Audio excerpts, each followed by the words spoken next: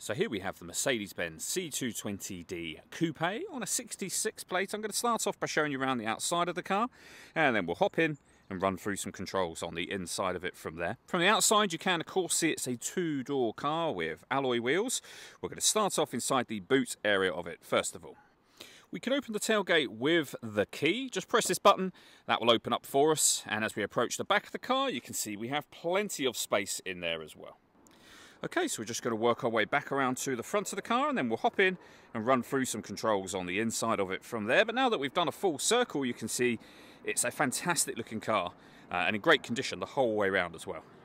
Just briefly before we climb in, I think it's well worth seeing the interior from this exterior point of view. There's plenty to run through on the dashboard, so let's hop in and we'll do that right now. Okay, now that we're inside the car, we're going to start with the dials. On the left-hand side, we have the speedometer and fuel gauge, and on the right side, the rev counter and coolant temperature gauge. In the centre, you can see there's a digital readout for the speedometer.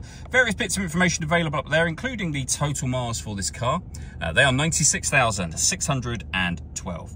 Above that, it will show you what gear this car is in. It's an automatic, so of course we're in park at the moment. If we back out to the steering wheel next, these buttons change information displayed in that central section.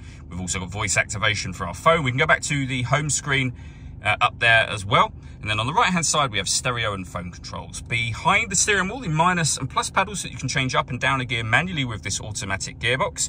And then over into the center, the main screen for the car, which includes, as you'll see, satellite navigation just there. Nice clear colour display. It's a very easy system to use.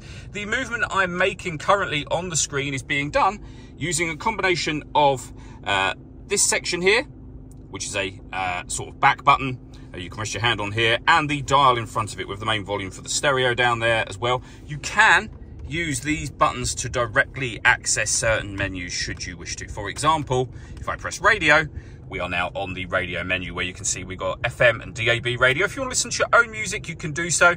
There's plenty of ways of doing that. We have Bluetooth audio, as you can see. The CD player just there, of course. And if I pop the vehicle into reverse, a full colour reversing camera as well.